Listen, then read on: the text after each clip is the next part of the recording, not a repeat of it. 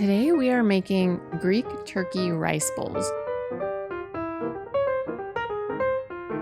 Now don't worry, you don't have to use turkey. I did not use turkey.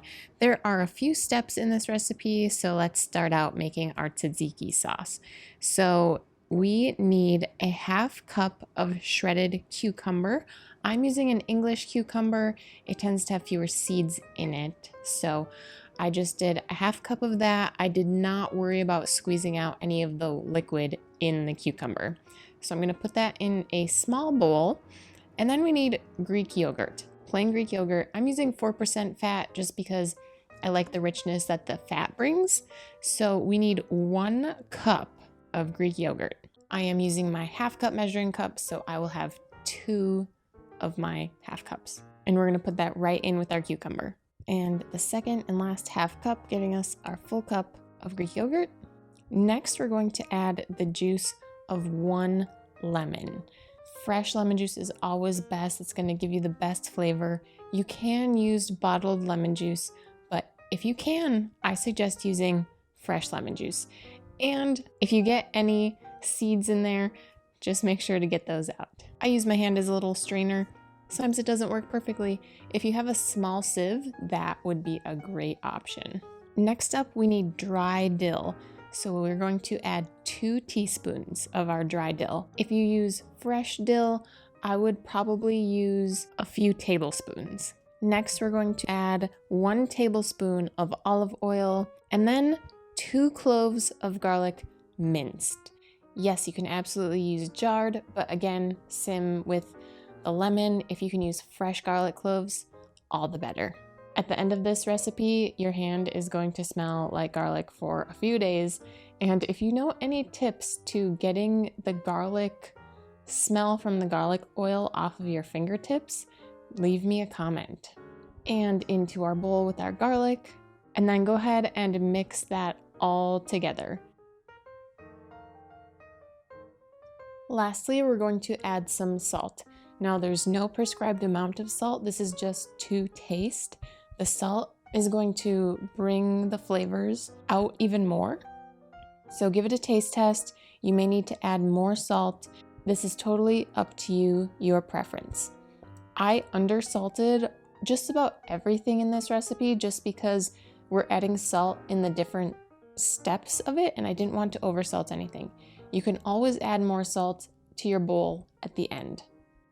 Once you are satisfied with the flavor of your tzatziki sauce, go ahead and cover that up and put that in your fridge until we are ready to assemble our bowls.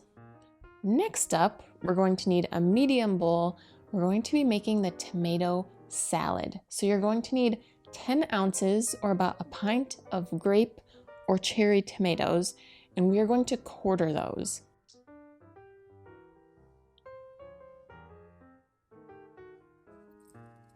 Next up in our tomato salad, we need a 1/4 cup of finely chopped red onion. Now, cutting this cross section is what's going to help us get that really small dice of our red onion. It helps, this part is a lot easier if you have a sharp knife. And we should always have sharp knives because they help prevent us cutting ourselves, and it helps make cutting our food easier. So we're going to put our 1/4 cup of finely diced red onion right into the bowl with our tomatoes. And then we need 2 more cloves of garlic, again, minced. Into the bowl with our garlic. Then we need a 1/4 cup of chopped parsley. This little sideways slicing is something I've seen chefs do, so it worked pretty well. There were some stems that I had to go in and pluck out, but it turned out all right. And then I just kind of balled up all the leaves because I was like, I don't think I've ever chopped parsley before. I don't use parsley a lot. And so I just balled up all the leaves and I gave it a good dice. And then I just eyeballed it. Again, we need a 1/4 cup.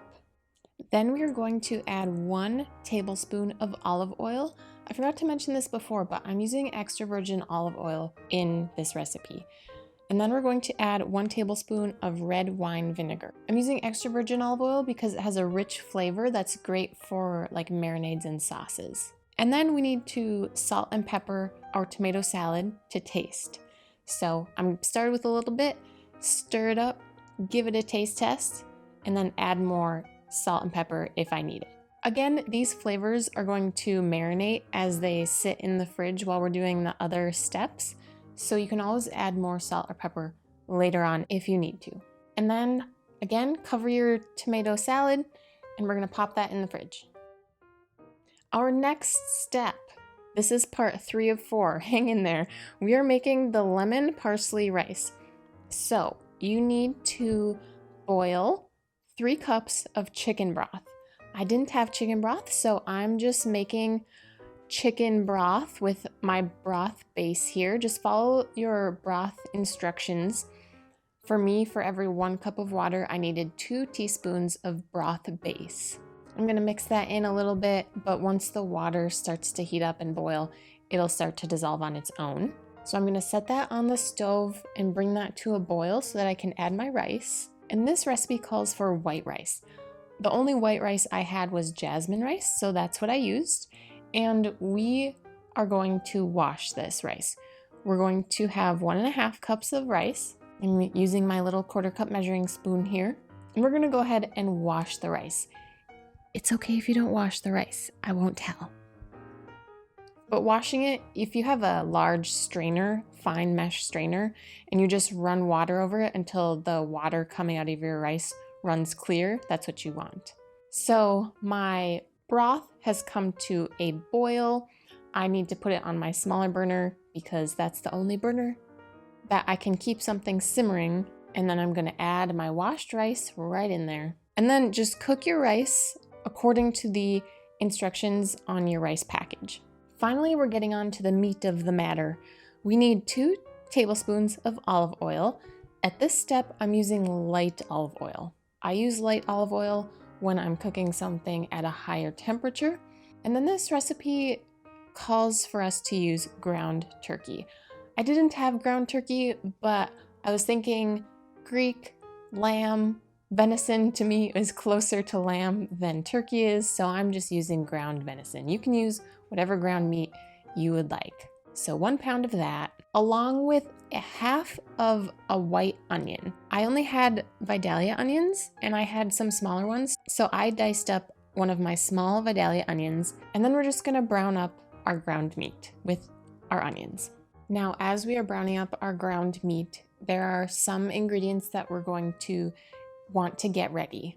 The first of which is more garlic. The recipe says 2 teaspoons of garlic minced. I just did 2 whole cloves because I misread the recipe, but I don't think anyone's going to be complaining. We're supposed to add the garlic in once our meat is all browned. I mixed mine in a little bit earlier. I just gave it a little more time to mellow out. And there's a lot of irons in the fire for this recipe. If you feel like you are losing control of everything, you can turn your meat down. You can turn your heat off of the meat like I did once it was done so that I could make sure I was giving attention to what I needed to be giving attention to. But once you're back on track, we're going to add some oregano. We need 2 teaspoons of dried oregano, along with some dried basil. We need 1 teaspoon. Give that all a good mix in. And then the other ingredient that we need to prep is sun-dried tomatoes. This recipe calls for us to use the ones in oil. I found mine in my Italian pasta aisle, and we need to dice up 1/3 cup. So we need 1/3 cup of diced sun-dried tomato. So I'm going to turn my heat back on. If you can keep your heat on this whole time, great. But I'm going to turn my heat back on to make sure everything is really well heated through. And once it is, I'm going to turn my heat off and I'm just going to set the meat aside so that I can focus on the rice now. So to the rice, we are going to add 1 tablespoon of butter along with the juice from 1 lemon, as well as the zest from 1 lemon. Now, be sure to zest the lemon before you juice it, because I had already cut my lemon in half before I remembered that I needed to zest it. So I'm grateful that I hadn't juiced it yet. I think that would have made it worse. And then finally, we need a 1/3 cup of chopped parsley, and then just fold that all together. Give it a good mix. So the lemon zest, the lemon juice, and the chopped parsley are additional ingredients that can be prepped while the rice is cooking and while the meat is browning. And then I gave my rice a taste test just to see how it tasted. I almost added another tablespoon of butter, and I think next time I might. And now it's time to get the tzatziki sauce and the tomato salad back out, because we are getting ready to assemble our Greek ground meat bowls. A little bit of rice, actually a lot of rice.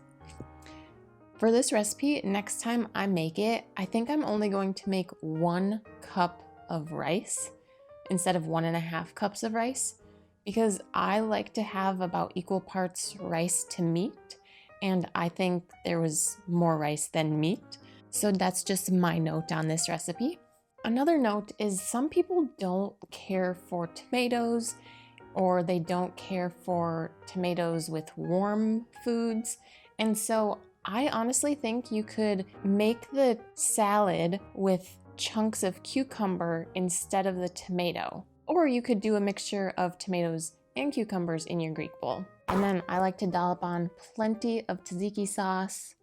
And this recipe was really fresh. I was really worried about the parsley, because parsley has a real fresh, earthy flavor to it.